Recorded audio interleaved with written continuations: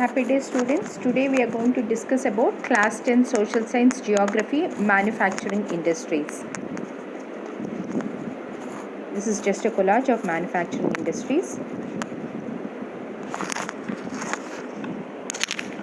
Manufacturing sector is considered to be the backbone of development in general and economic development in particularly, mainly because manufacturing industries not only help in modernizing agriculture, which forms the backbone of our economy, they also reduce the heavy dependency of people on agricultural income by providing them jobs in secondary and tertiary sector. Industrial development is a precondition for eradication of unemployment and poverty from our country. Export of manufactured goods expands trade and commerce and brings in much needed foreign exchange. Countries that transform their raw materials into wide variety of furnished goods of higher value are prosperous. India's prosperity lies in increasing and diversifying its manufacturing industries as quickly as possible. Agriculture and industry go hand in hand. For example, in agro industries, agriculture helps industries by providing raw materials and industries provide products such as irrigation, pumps, fertilizers, pesticides, etc. Contribution of industry to national economy. Over the last two decades, the share of manufacturing sector has stagnated at 70% of GDP out of total 27% for the industry, which includes 10% for mining, quarrying, electricity and gas. This is much lower in comparison to some East Asian economies where it is 25 to 30%. The desired growth rate for industry is 12% in the coming decade. The National Manufacturing Competitiveness Council has been set up with the objective. Government policy intervention and renewed efforts by the industry for productivity will help manufacturing achieve its desired growth rate. Now let's move on with industrial location. Industrial location are complex in nature. They are influenced by availability of raw material, labor, capital, power and market, etc. It is rarely possible to find all these factors available at one place. Consequently, manufacturing activity tends to be located at most appropriate place where all the factors of industrial location are either available or can be arranged at lower cost. After an industrial activity starts, urbanization follows. Sometimes industries are located in one or near the cities. Thus, industrialization and urbanization go hand in hand. Cities provide markets and also provide services such as banking, insurance, transport, labor, and many industries tend to come together to make use of the advantages offered by the urban centers known as agglomeration economics.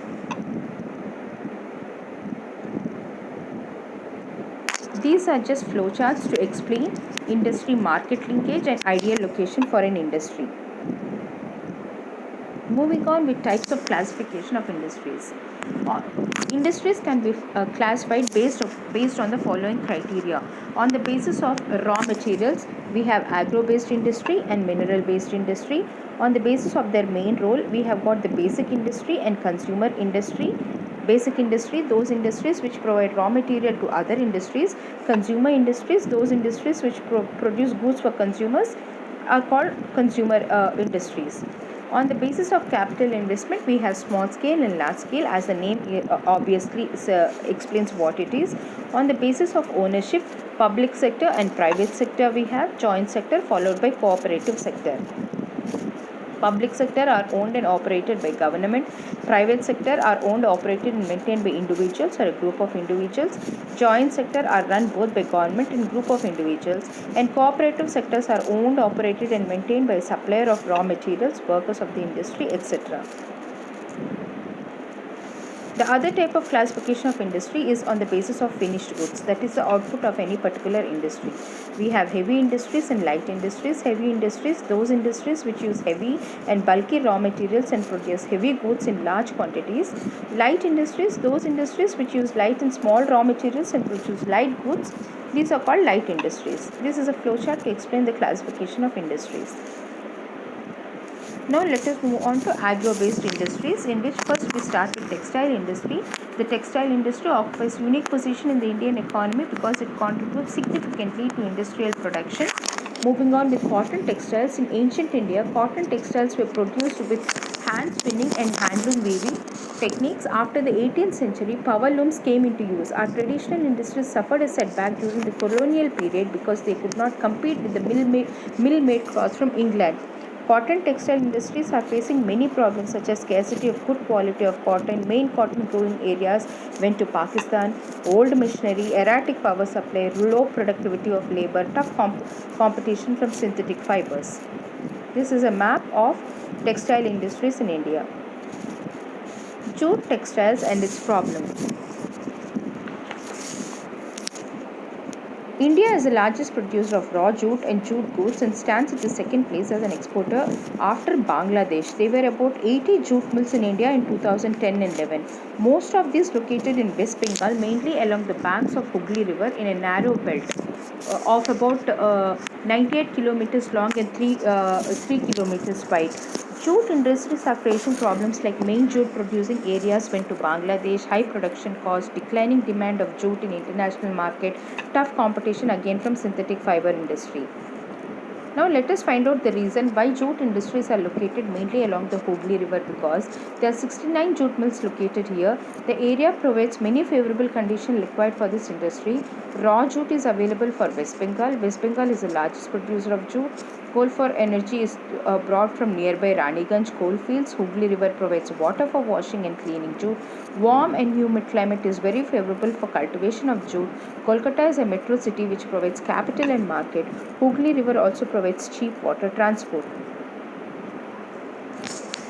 Sugar industry. India stands second as a world producer of sugar but occupies the first place in the production of gur and kandasari. The raw material used in this industry is bulky and is haulage its sucrose content reduces. Where should the mills be ideally located is a question that we need to answer. Mills and machines are now in southern states. New and modern machines increase the productivity. Crushing season for sugarcane is longer in southern states. Cooperative sugar mills are running successfully in southern states. Mineral based industry. Then we move on with iron and steel industry.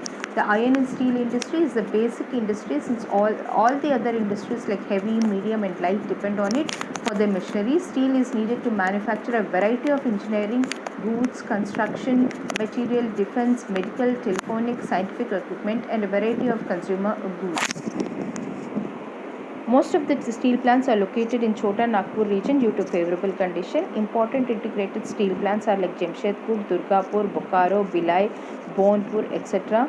Today's steel industry in India are facing many problems because high cost of production, limited availability of coking coal, low productivity of labor, irregular supply of energy, poor infrastructure and transport and communication, etc. This is a map of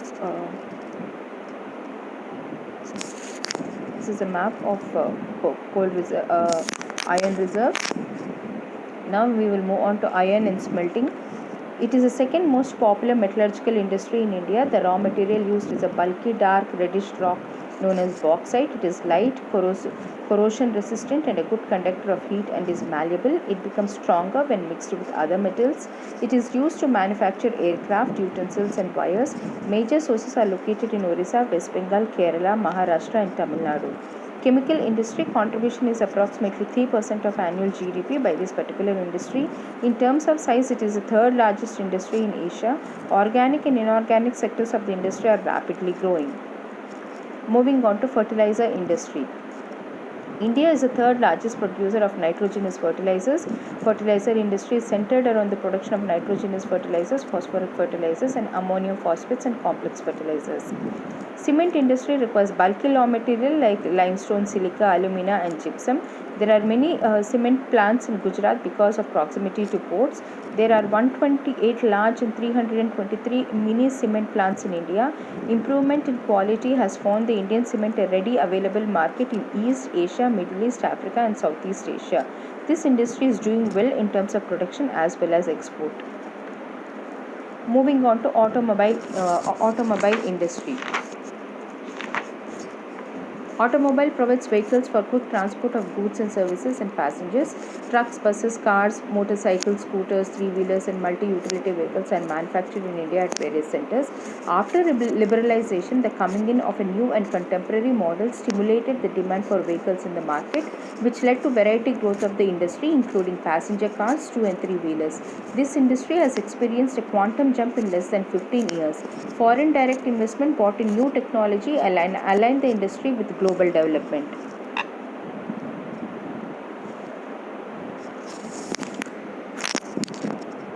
This is a map of showing the software companies in India. Uh, the electronic industry covers a wide range of products from transistor sets to television. That also is an industry where telephone, cellular, telecom, pages, telephone exchange, radars, computers, and many other equipment required by the telecommunication industry is produced. Bangalore has emerged as an electronic capital of India. Over important centers for electronic goods are Mumbai, Delhi, Hyderabad, Pune, Chennai, Kolkata, Lucknow, and Coimbatore.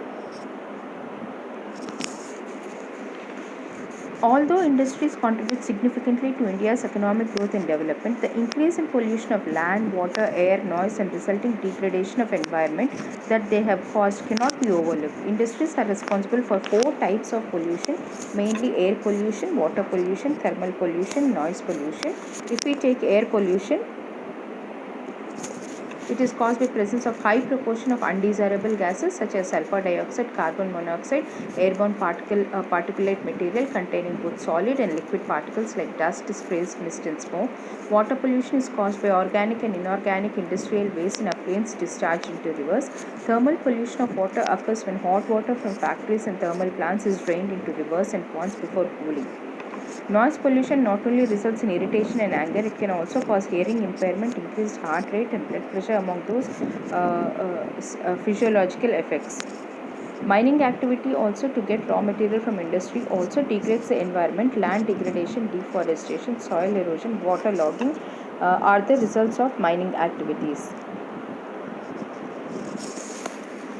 Control of environmental degradation. Every liter of wastewater discharged by industrial pollutes 8 times the quantity of fresh water. Therefore, few steps can be adopted to reduce this problem. Minimizing the use of water for processing by reusing and recycling, harvesting of rainwater to meet water requirements, treating hot water and effluents before releasing them into rivers, primary treatment by mechanical means, secondary treatment by biological process, tertiary treatment by biological, chemical, and physical processes. Land filling method should be adopted for dumping of waste. Polluting industry should be located away from towns and cities. With this, we come to the end of the lesson. Read the content that is given in the textbook. Thank you.